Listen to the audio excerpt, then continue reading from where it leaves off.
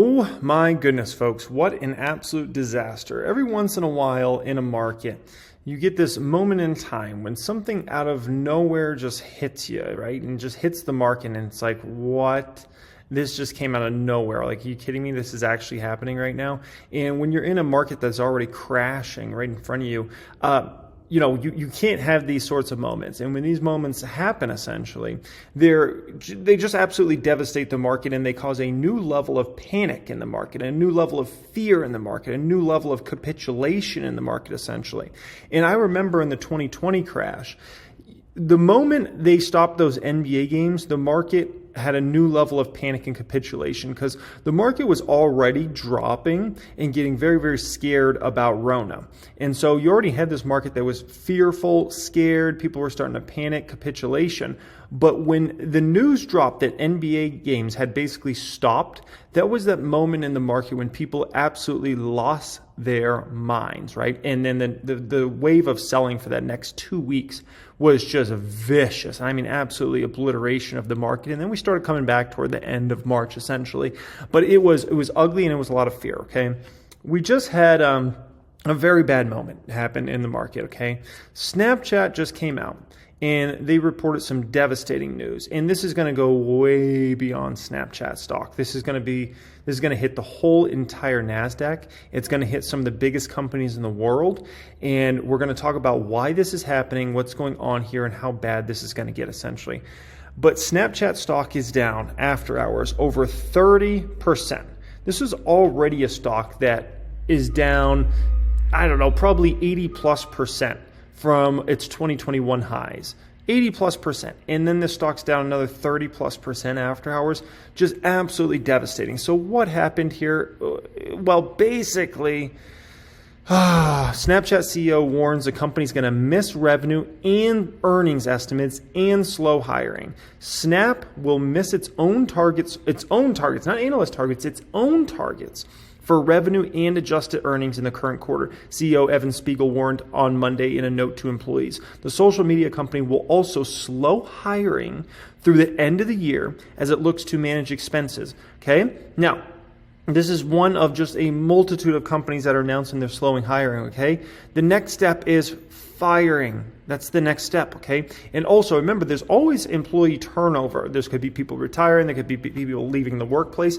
So what these companies are essentially going to do, imagine you got 10,000 employees, right? And, you're stopping hiring, essentially, right? Well, as you lose employees, a lot of times you just won't hire. If you're not in a hiring cycle, right? You just leave that position open and you have somebody else take over their duties because you're not in an expansion cycle. You're in a contraction cycle. All right. And that's what we're going from. We're going from this big expansion cycle to now this contraction cycle where we're hearing company after company say, you know what, we're not going to hire anymore. We're actually going to freeze hiring or potentially layoffs. And wait, we're going to get to layoffs in just a minute here. Okay. In April, just last month, Snapchat reported their first quarter earnings, and then they missed Wall Street expectations for revenue and profit. At the time, the company said they expected between 20 and 25% year-over-year growth in revenue. It forecasts adjusted earnings before interest, taxes, depreciation, and amortization of between $0 and $50 million. They said, quote, "We believe it is now likely we will report revenue and adjusted EBITDA below the low end of the guidance range we provided this quarter." This is in a matter of a month, guys. Think about this for a moment, right? This company reported a month ago, back in April, and now they're already saying, shoot, man, that forecast we gave you, trash. We ain't hitting those numbers. We're not coming anywhere close to those numbers. And when you talk about a stock market that already has massive trust issues, this takes the trust issues times 10. Because now we got a situation where a company can't even keep their numbers in a month, and they already got to say, we're not hitting numbers? Oh my gosh, you want to talk about just awful news for the entire market? This is it, man. This is it. This is sending Google stock down 3.5% after hours. Very possible Google will be at a new 52-week low tomorrow. This is a stock that's just been hammered, right? And Google, guess where they get a lot of their money? Advertising, YouTube advertising, Google search advertising. And so Google's in a spot now where everybody's going to be looking at them. They're like, Google's going to likely come in low end or completely miss their guidance as well. And that would be horrible because of how big of a weight Google is, okay? You want to know something even worse? This next stock, Meta. Okay, so Meta is getting hit even harder after hours, 7.5%. We'll see how much this one's down tomorrow. The problem with Meta is Meta's social, right, in Facebook and in Instagram, but also their advertising. It's an advertising play plus it's socials. That's why that one's getting hit even harder than Google after hours, because everybody's looking at that and they're like, is Meta about to come in and report at the low end, or maybe even miss entirely even their low end of the numbers? And we don't know if that's going to happen, but when you're in a fearful market that has no trust, it's going to assume the worst. We're going to start assuming the worst for all these stocks. And it's going to be like Google's going to miss, Facebook's going to miss. They're going to guide down even worse than we had already expected for the next quarter. And so simultaneously, you have to have Wall Street start to bring down their revenue numbers, their EPS numbers, their margin numbers, right? And all of a sudden, forward PE start to look like, that PE we thought they were going to hit, right? Or that EPS we thought they were going to hit that was giving the stock a forward PE of blah, blah, blah. They're not going to hit that EPS now, so that forward PE is actually higher than what you really think it is, right? And this is what happens when you're in this kind of just market that just continues to get devastated. In a good market, you can usually trust forward Ps, or sometimes they're actually lower than what you're buying. But in a market like this, all of a sudden you start to not even be able to trust forward PE metrics, forward price to sales metrics, anything like that, because all these companies just start missing. And you're like, this is going even and hitting Amazon stock. Amazon stock is going to likely be at a new 52-week low, but not just that. It's going to be likely a new multi-year low tomorrow. Amazon stocks went down 2.5% after hours. We'll see where Amazon's at. And Amazon gets a lot of their business from advertising now. So Amazon's getting hit. Okay, Amazon's getting a triple hit now, okay? So basically what's going on, e-commerce has slowed massively. We all know that, okay? E-commerce has slowed massively. Simultaneously with Amazon, they built a business, a huge advertising business over the past several years. They used to be like, that was like a non-existent business, but now it's huge. Well, shoot, if Snapchat just reports all these devastating numbers and Google and Facebook and all these companies, well, it's likely that Amazon's advertising business is going to take a step down as well, okay? Simultaneously on top of that, you have big problems with the VC space and what's being funded for a lot of these companies that use, guess what, AWS. And so you have all these things working against Amazon all at the same exact time. And so that's why this stock just continues to get absolutely pummeled right now. And for Amazon, this stock is tomorrow it's going to approach levels we haven't seen since September of 2018, when the stock was $1,900, $2,000 a share. Think about that for a moment. We have to go back to September of 2018 to see these sorts of prices, right? At least the last time we saw, when it was reaching highs back then. That's incredible to think about. That's absolutely incredible to think about. Prior to Rona, by the way, Amazon was well over $2,000. So this stock is now below where it peaked at prior to Rona, okay? So Amazon just continues to get devastated. Now, one thing we got to clear up about Amazon, okay? This is a great company for a long time, and I think anybody with a brain should know that, right? Anybody that knows anything about stock market investing. So this is a stock that's in a tough place for, in my opinion, the next 1 to 4 quarters, depending upon how ugly this situation gets. After that, it's going to be a lot of bright days and it's going to be a lot of money to be made in Amazon stock. But for this next 1 to 4 quarters, it's ugly for Amazon. And this is another one of those companies that probably overhired. They basically kind of hoarded employees, and the reason being is their business was on fire. Well, everything's getting worse and worse and worse for these companies. So a company like Amazon is likely, sitting on a lot of employees now, and maybe they don't need all those employees right now, okay? Now, futures are already down 1.5%. We'll see what happens tomorrow. That's kind of ugly, okay? But why is all this happening? What's going on here, okay? Well, first thing is something like this that hit the news wire today, very important. Klarna to lay off 10% of its workforce as souring economy hits the buy now, pay later space, okay? So here's the deal. They're cutting 10% of their workforce. So it's another company that is starting to cut their workforce.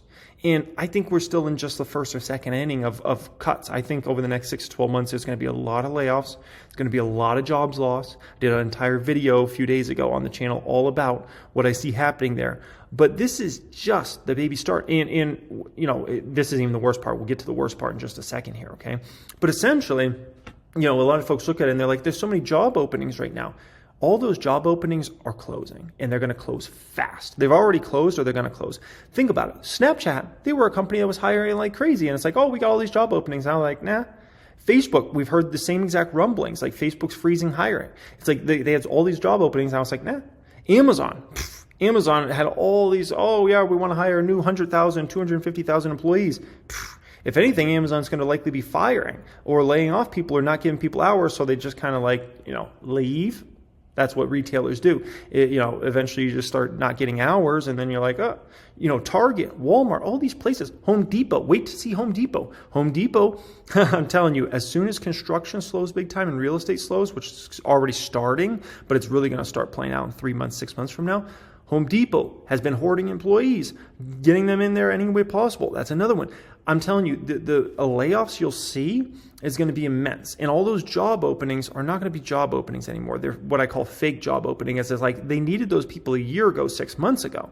You don't need those people now. And so those people you did need, now you don't need them anymore because your business is not in the same place it was 6 months ago, 12 months ago. Things change quickly. Just as in Rona, all of a sudden people are like, I don't need any workers. I don't need a workforce because, our business is closed or whatever, right? Our restaurant's closed, whatever. And then all of a sudden it was like you started opening back up, and all of a sudden it's like, holy smokes, man, we're so busy. Wow, all this stimulus money pumped out here, all this Fed money pumped out here. My gosh, my restaurant's packed. I need workers. We need cooks. We need waitresses. We need waiters. We need, busboys, we need all this stuff. And then all of a sudden it was like, you got all this demand, right? And so you need workers. As soon as that demand goes, it's like, oh, we don't need that anymore.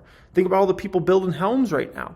All those people, I'm telling you guys, a massive amount of those people are not going to have work likely in 6 months from now, and especially 12 months from now, based upon what I see happening in the real estate market. And so all those construction workers, by the hundreds of thousands, or if not the millions that are in those trades, they're not going to have that work. That work's going to likely dry up, and especially if interest rates continue to go up like the Fed's talking about. Oh my gosh, and the only way the Fed's cutting rates is if the economy gets in a really, really bad place. And if the economy gets in a really, really bad place, real estate's really, really devastated. So real estate's really in a no-win situation. And remember, when it comes to real estate did not bottom for over 2 years after the stock market bottomed in the 08-09 crash, okay? Real estate didn't bottom until mid to late 2011, when the stock market actually bottomed around February, March of 09. So these are just a lot of things to kind of consider here. And so think about the VC space is a mess right now, okay? Everything I'm hearing about the VC space is money is drying up faster than Lake Mead, okay? I'm telling you guys, money's drying up so fast in VC land, it's ridiculous. And so look at this here, okay? The Swedish buy now, pay later company, right, is reportedly looking to raise fresh funding in a round that will reduce its valuation by a third. When you start talking about these companies or reducing their valuations in private equity land, it's over. It's game over. I don't even know what to say about that. That's just a disaster. Like that. And the thing is with this, okay, guys, there's going to be a lot of those VC companies that almost all lose money that are not going to get funding and are going to be out of money within 2 to 6 months. Within 2 to 6 months, a lot of these companies are going to be, and the next thing you know, 100 employees laid off, 500 employees laid off, 1,000 employees laid off, 10,000 employees laid off, right? And it's going to happen quick. Now, do keep in mind, who's going to benefit long-term from all this is big tech. Apple, Facebook, Google. These companies have had to pay through the roof. Microsoft, all those big dogs. They've had to pay through the roof for developers. Developer salaries are about to go down massively over the next 12 to 24 months because, believe me, those folks are treated as commodities as everybody else is in the workforce. No different than, I remember at one point, I was thinking about moving to North Dakota at one point in like 2011 or so because you could make so much money in the oil and gas industry if you moved to North Dakota. I mean, they were hiring people starting at like 80K, 100K. No, you didn't need to go to college or anything, right? It was like a gold mine out there. And then all of a sudden, that was good for a few years out there. And next thing you know, oil and gas fell massively. I think it was started at about 2014, if I recall. Oil price kept falling. Gas price kept falling throughout 2015, 2016. And massive amounts of jobs were either lost or guess what? Salaries were cut. And all of a sudden that person that was making $120,000 a year all of a sudden was cut to making $60,000, $70,000. Same exact thing's about to happen in tech land because all these big dog companies, they don't really need to hire right now because they're not in expansion mode. They're in contraction mode, if anything. And the amount of people that are going to be laid off is going to be immense. Meanwhile, all these folks that had all these stock options in all these companies, those stock options could end up becoming worthless or worth a very small amount. And then imagine how many of these companies are going to try to pitch to sell themselves to an Apple or a Facebook or all these big dog companies that could actually acquire them. Well, those companies are only going to acquire a few, right? They're not going to acquire them all. They might buy out one here or there. And so all of a sudden, these companies are going to go under in a 2 to 6 month span. They're not going to be able to raise capital. It's going to get ugly really, really fast. And in that fear is going to breed more fear in the VC space because they're going to see, oh my gosh, we're losing money. It's very easy, once again, to invest when everything's going good, right? And it's like, oh, we just keep getting these returns and we hit it out of the ballpark with this investment, and they went public and we had a big exit here. Well, when all of a sudden those big exits aren't happening, which the stock market's a mess right now. We all know that, right? When does the IPO market heat up again? It's not in 2022. I can tell you that much. IPO market, good luck taking a company public in 2022. If people aren't buying Facebook stock and Google stock and Amazon, they ain't buying Klarna or any of these other apps or things that are have ballooned in the VC environment where they just throw money at you. Oh, you need another 10 mil, here you go. 50 mil, here you go. 30 mil, here you go. 70 mil, here you go. Whew. I'm telling you guys, like, the IPO market might not come back till 2023 or 2024. And so all these companies that might have had like, oh, maybe we can have a big exit soon, they're not exiting. And so they're going to be either having rounds where their valuations go down, they're not going to be able to raise, or they're going to have to sell out and hope and pray that one of these big techs buy them out. And here's the thing with these big tech companies, they probably try to buy out a lot of companies and those companies probably haven't sold. And now they're like, oh, we remember. So now we're going to give you half of what we were thinking about giving you before, 75%. And as somebody that, if you're an investor to this, you got to look at that and you got to say, well, shoot, it's either we go out of business or we sell our company at a 75% discount. We'll sell our company for a 75% discount because it's better than nothing. And so that's what ends up happening in the situation. And so, think about all these companies that don't make money, that are funded by VC money, and all that money is spent on Google, Facebook, Snapchat, all these different platforms to advertise. And none of these guys make money. And so it's just an ugly, ugly situation with a lot of these companies. They don't even have like projections, right? They're not like, oh, we're going to make money in ... year. If I invest in a company, I like, if they're a money losing company, right? I like for them to, I have an idea of when they'll start making money, when their projections are going to start making money, right? And so the Chef's an example of a company I invest in that is a money loser right now, but they should be profitable in 2023. That's what management said at the back half of 23. That's what management said. That's what I believe. And so I feel comfortable. But I'm telling you guys, these VC companies, they don't even have projections. They're like, profitability? I don't know, 2027, 2029, maybe in the 2030s? I don't know. And so that's the big issue in this market right now. And these companies end up pulling back advertising on all these different services. You see stuff like this. Airbnb is closing its domestic business in China. You see things like this. Starbucks going to exit Russia after 15 years, closing 130 licensed cafes, right? This is companies pulling back. You just saw McDonald's exit Russia, right? This is companies pulling back more and more, either because of geopolitical stuff or because of they're just pulling back, right? The Airbnb situation is a good example of they're just not hitting numbers and whatnot, so they got to pull back.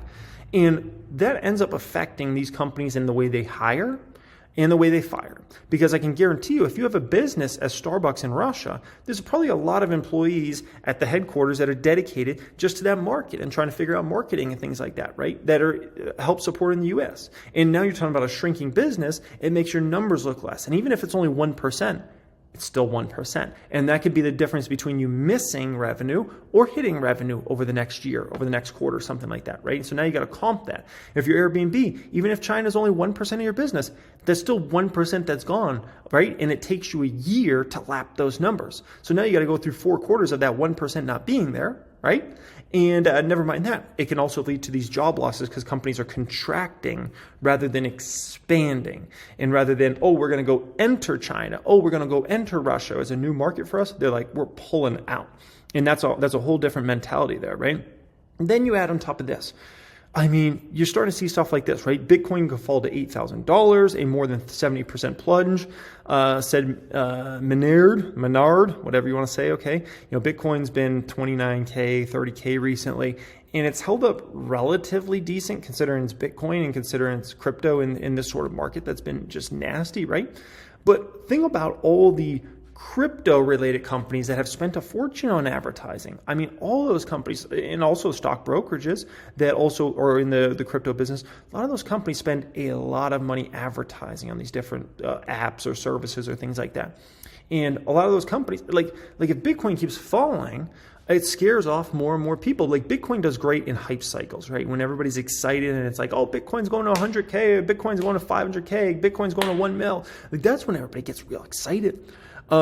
Most people don't get excited when that baby just keeps dropping and dropping and dropping. And so what happens, let's not even say Bitcoin falls to 8,000. What happens if Bitcoin falls to 20K, to 15K?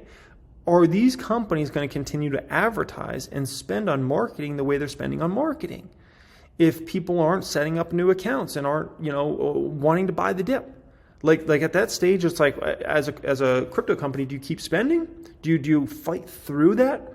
Or do you kind of give in? And I can tell you most of the companies will give in. There might be one company I could think of that might fight through that and continue to advertise, maybe two. But outside of that, everybody else will kind of just throw in the towel and be like, oh, we'll start marketing and advertising again when the market's good again. And so that's kind of a whole danger. And so for me, kind of looking at the situation, it just kind of shows you that we got more bad news coming.